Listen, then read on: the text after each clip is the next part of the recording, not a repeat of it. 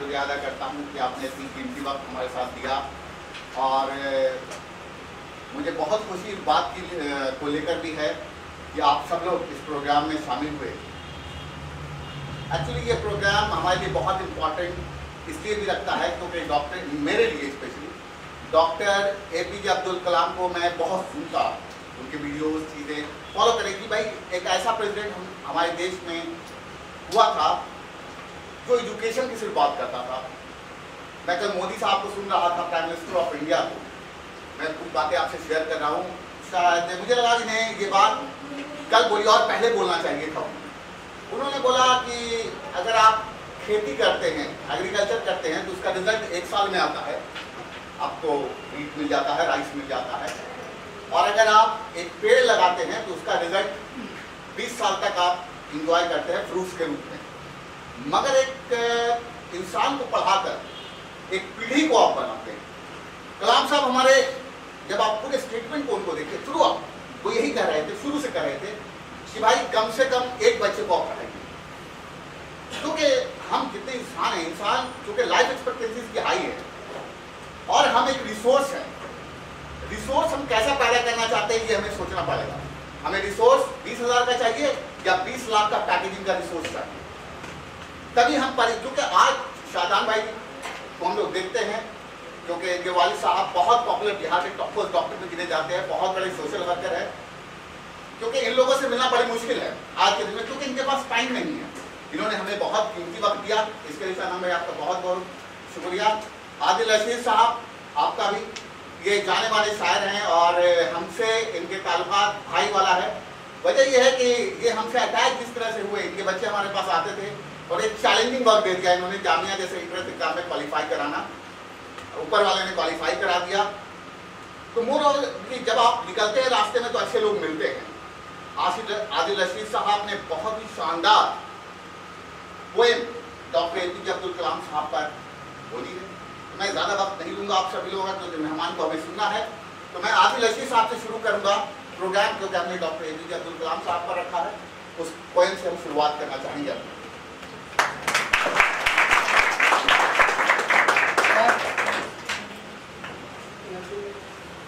पहले तो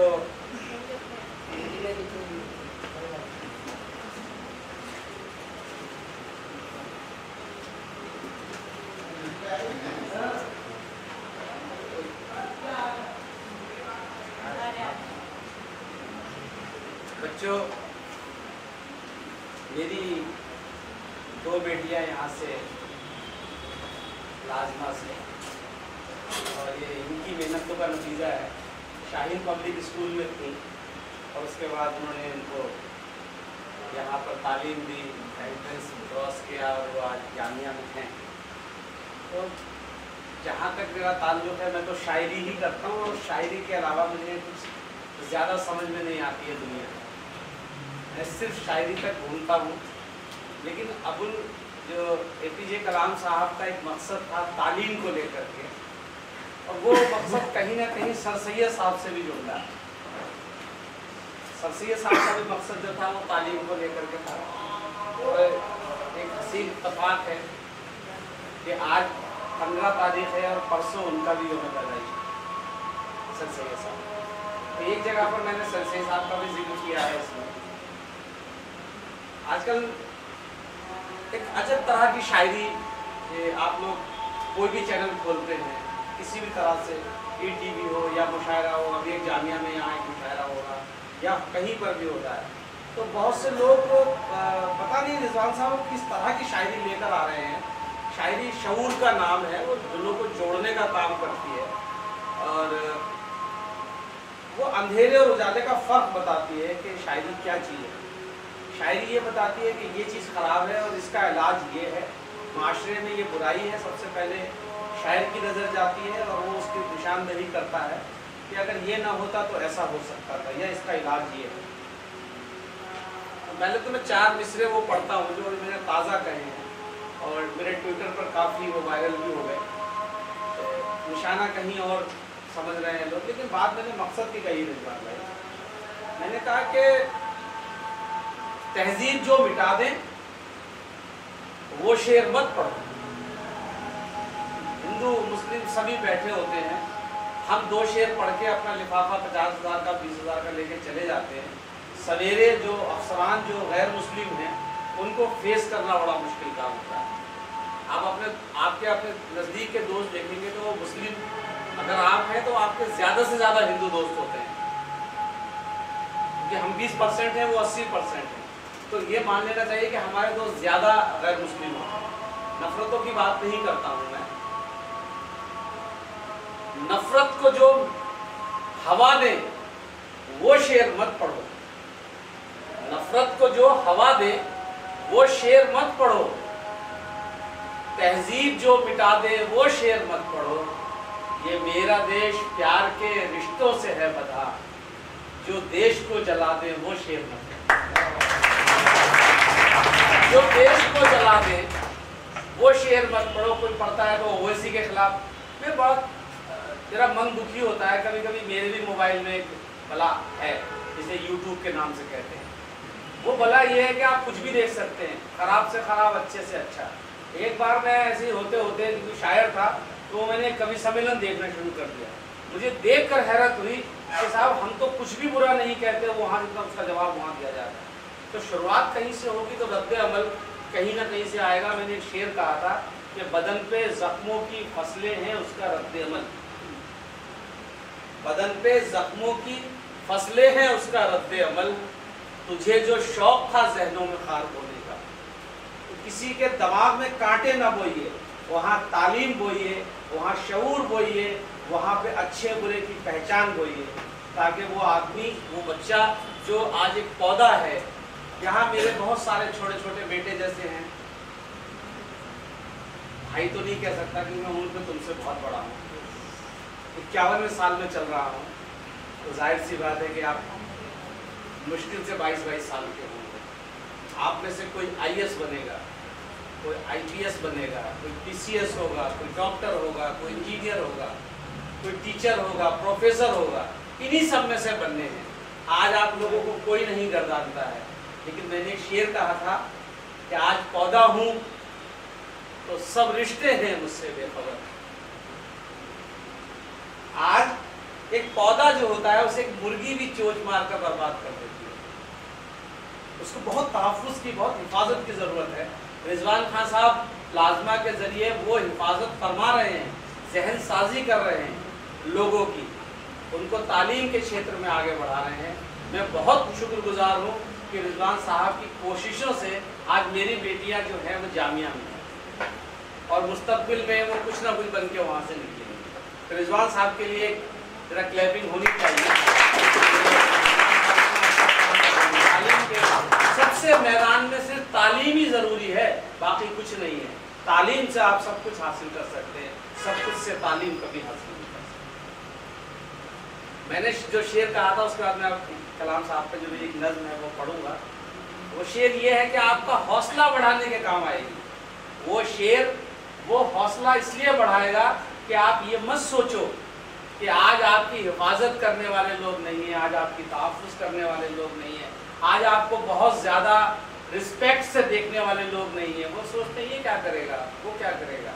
लेकिन जब आप में से IPS IAS और PCS बन के निकलेंगे, डॉक्टर इंजीनियर बन के निकलेंगे, तब ये मेरा शेर याद आएगा तुम्हें कि आज पौधा हूँ तो सब रिश्ते हैं मुझसे बेखबर। आज पौधा हूँ तो सब रिश्ते हैं मुझसे बेखबर, जब शजर हो जाऊंगा सब छांव में आएंगे। जैसे ही आप दरख्त बनेंगे, आपके रिश्ते, आपसे प्यार करने वाले दूर दूर के जो लोग आपको पहचानते भी नहीं थे, वो भी अपने रिश्ते निकालने बैठ जाएंगे। आपको सिर्फ तालीम पे जोर देना है और उसके बाद, आज के बाद जब आप तालीम से कुछ मकाम हासिल करेंगे तो आप अपने वालिद का, अपने वालिदैन का, रिजवान खान साहब का, प्लाज्मा का और पूरे माशरे का शुक्र अदा करेंगे और पूरे माशरे के काम आए। मैं वो नज़्म पढ़ता हूँ कि जो हम पे फ़र्ज़ है, हमारे ऊपर बहुत से फ़र्ज़ आए थे। अब कभी कुरान खोल के देखेंगे या तालीम में देखेंगे, तकरीर में, तो आपको पता नहीं कौन कौन से फ़र्ज़ आपके ऊपर है। सिर्फ 5 फ़र्ज़ जो नमाज के, रोज़ा, हज, ज़कात के, वही फ़र्ज़ नहीं है। उसके अलावा भी बहुत से फ़राइज़ हैं जो माशरे के हैं, माँ बाप के हैं, अपने उस्ताद के हैं, पता नहीं कितने फ़र्ज़ हैं जो नज़रों के सामने नहीं आते हैं। अब वो हमें हमारे उस्ताद बताते हैं, वो हमें किताबें बताती हैं। जो हम पे फ़र्ज़ है हमको वो काम करना है, जो हम पे फ़र्ज़ है हमको वो काम करना है। हर एक उठो कि हमको सितारों को राम करना है। मैं समझता हूँ पहले राम के मानी में बता दूँ, क्योंकि बहुत से मेरे बच्चे राम पर नहीं समझ पाए होंगे। राम एक तो मर्यादा पुरुषोत्तम राम शरीफ जो हिंदू माइथोलॉजी में कैरेक्टर है, मर्यादा पुरुषोत्तम राम का, वो एक राम वो है। लेकिन अगर हिंदी में आप राम लिखते हैं तो उसके मानी वो हैं। लेकिन अगर आप फारसी में लिखते हैं रे अलिफ मीम, जबकि लिखा वैसे ही जाएगा, उसके माने होते हैं किसी भी चीज़ को काबू में कर लेना, अपनी मुट्ठी में भर लेना। मैंने यहाँ राम के माने उसी में लिए हैं कि अपनी मुट्ठी में करना है किसी चीज़ को। फिर सुने आप, जो हम पे फ़र्ज़ है हमको वो काम करना है, उठो कि हमको सितारों को राम करना। अब देखिए जब लफ्ज़ समझ में आता है तो समझ में आती है। जो हम पे फ़र्ज़ है हमको वो काम करना है, उठो कि हमको सितारों को राम करना है। प्लाज्मा का ये पैगाम आम करना है, हर एक बच्चे को अब्दुल कलाम करना है। जो हम पे फ़र्ज़ है हमको वो काम करना है, उठो कि हमको सितारों को राम करना है। प्लाज्मा का ये पैगाम आम करना है, हर एक बच्चे को अब्दुल कलाम करना है। हर एक बच्चे को ये अज़्म भी है, आप ले भी सकते हैं इसका हलफ भी, कि हमें पढ़ करके आगे कलाम की तरह नाम रोशन करना है। अब इसमें मैं कुछ बंद पढ़ता हूँ। हर एक बच्चे को अब्दुल कलाम करना है, जहाँ में प्यार की तक़सीम भी ज़रूरी है। जो आप पाएंगे वो उसको खजाना, मोहब्बत एक ऐसा खजाना है जो जितना बांटेंगे उतना कम होगा। आज आपके 2 दोस्त हैं, उन 2 दोस्तों के कुछ दोस्त हैं, वो आपके हल्के में आएंगे, आप प्यार बांटेंगे 2 से 4 हो जाएंगे, 4 से 8 हो जाएंगे। मोहब्बत जितनी तक़सीम की जाती है उतनी बढ़ती है। जहाँ में प्यार की तक़सीम भी ज़रूरी है, बड़े बुजुर्गों की ताज़ीम भी ज़रूरी है। जहाँ में प्यार की तक़सीम भी ज़रूरी है, बड़े बुजुर्गों की ताज़ीम भी ज़रूरी है, इसी के वास्ते तालीम भी ज़रूरी है। जब तक आप तालीम हासिल नहीं करेंगे बड़े बुजुर्गों की इज्जत आप नहीं कर पाएंगे, उनकी अहमियत का अंदाज़ा आपको नहीं हो पाएगा। जहाँ में प्यार की तक़सीम भी ज़रूरी है, बड़े बुजुर्गों की ताज़ीम भी ज़रूरी है, इसी के वास्ते तालीम भी ज़रूरी है। जहालतों का हमें इख्तिताम करना है, हर एक बच्चे को अब्दुल कलाम जहालतों का हमें इख्तिताम करना है, हर एक बच्चे को अब्दुल कलाम करना है। माशरे के, ये रिजवान साहब, ये बिल्कुल एक पैगाम है बच्चों के लिए कि माशरे के बुरे सब चलन दुरुस्त करें। माशरे के बुरे सब चलन दुरुस्त करें, पढ़ाएं बच्चों को और उनका मन दुरुस्त करें। माशरे के सभी मुआशरे के बुरे सब चलन दुरुस्त करें, पढ़ाएं बच्चों को और उनके मन दुरुस्त करें। चमन से खार हटाएं, चमन दुरुस्त करें, चमन से खार हटाएं, चमन दुरुस्त करें। दुरुस्त मुल्क का हमको निज़ाम करना है, हर एक बच्चे को अब्दुल कलाम करना है। जब आप पढ़ लिख के सिस्टम में जाएंगे तभी जाके निज़ाम होगा। आपके हुकूक की बात होगी, आपके अपने मतलब की बात होगी, आपके अपने काम की बात होगी, आपके तालीम की। आप अगर एजुकेशन लेने के बाद सिस्टम में नहीं जाएंगे तो आप कभी ये निज़ाम दुरुस्त नहीं कर सकते। निज़ाम, किसी कमरे के सीलन की पुताई को ठीक करने के लिए आपको हर हाल में उस कमरे के अंदर जाना पड़ता है। तो आपको निज़ाम के अंदर, आपको सिस्टम के अंदर जाना है, और जाने का तरीक़ा सिर्फ तालीम है कि आप तालीम हासिल करें, एग्ज़ाम क्रॉस करें और उसके बाद में जाके आप सिस्टम में जाएं। फिर दोबारा सुने कि माशरे के बुरे सब चलन दुरुस्त करें। चलन माने रीति रिवाज। माशरे के बुरे सब चलन दुरुस्त करें, पढ़ाएं बच्चों को और उनके मन दुरुस्त करें। चमन से खार हटाएं, चमन दुरुस्त करें। दुरुस्त मुल्क का हमको निज़ाम करना है, प्लाज्मा का ये पैगाम आम करना है, हर एक बच्चे को अब्दुल कलाम करना है। अब एक बात ये बताएं कि ये बात याद रखें, वो इस तरह के कलाम साहब के हवाले से एक बात, एक कोटेशन है उनकी और वर्ल्ड फेमस है पूरी दुनिया में। जब तक ये दुनिया रहेगी अब्दुल कलाम साहब का ये कोटेशन कभी रद्द नहीं की जा सकती। देखेंगे वो कोटेशन आएगी, करा दिए। जो ख्वाब नींद में आए वो ख्वाब होते नहीं, ये कोटेशन है। जो ख्वाब नींद में आए वो ख्वाब होते नहीं, जो ख्वाब नींद में आए वो ख्वाब होते नहीं, जो ख्वाब देख लें वो नींद भर के सोते नहीं। ख्वाब नींद में आए वो ख्वाब होते नहीं, जो ख्वाब देख लें वो नींद भर के सोते नहीं। ये बात याद रखें, वो कभी भी रोते नहीं। ये खास बात है, बस इसको आम करना है। हर एक बच्चे को अब्दुल कलाम करना है, हर एक बच्चे को अब्दुल कलाम करना है। सर सैयद साहब की भी एक कंडीशन है, वो भी ऐसी है कि जो कभी फरामोश नहीं करी जा सकती। जो लोग अलीग हैं या जो दुनिया में पढ़े हैं, जामई हो या अलीग एजुकेशन होती है, कोटेशन अच्छी है, ऐसी होती है कि ये खुशबू की तरह होती है, यहाँ से जाएगी दूसरी जगह। हर एक बच्चे को अब्दुल कलाम करना है। ये बात सर ने कही, मतलब मजबूरी है कि मैं सर सैयद पूरा नहीं बांध सकता, यहाँ पर बैरदी फातिह की मजबूरी रहती है। सर का मतलब यहाँ तो सिर्फ सर सैयद साहब की। ये बात सर ने कही, ज्ञान भी जरूरी है। ये बात सर ने कही, ज्ञान भी जरूरी है। जो एक हाथ में विज्ञान भी जरूरी है तो दूसरे हाथ में कुरान भी जरूरी है।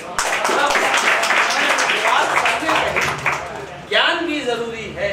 जो एक हाथ में विज्ञान भी जरूरी है तो दूसरे हाथ में कुरान भी जरूरी है। हर एक बुराई का किस्सा तमाम करना है। हर एक बच्चे को अब्दुल कलाम करना है, हर एक बच्चे को अब्दुल कलाम करना है। जो हम पे फर्ज है हमको वो काम करना है। उठो कि तुमको सितारों को राम करना है, प्लाज्मा का ये पैगाम आम करना है। हर एक बच्चे को अब्दुल कलाम करना है, हर एक बच्चे को।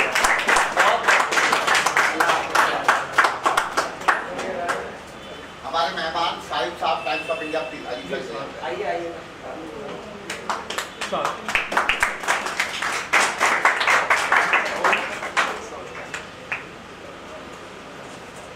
आज हमारे बीच में शाहजान भाई हमारे मेन स्पीकर होंगे। शाहजान भाई, एक बात मैं आपको बताता चलूँ, क्योंकि हमारी पिछले साल की बात हुई थी, मैं इस साल बड़ा शॉकिंग में था।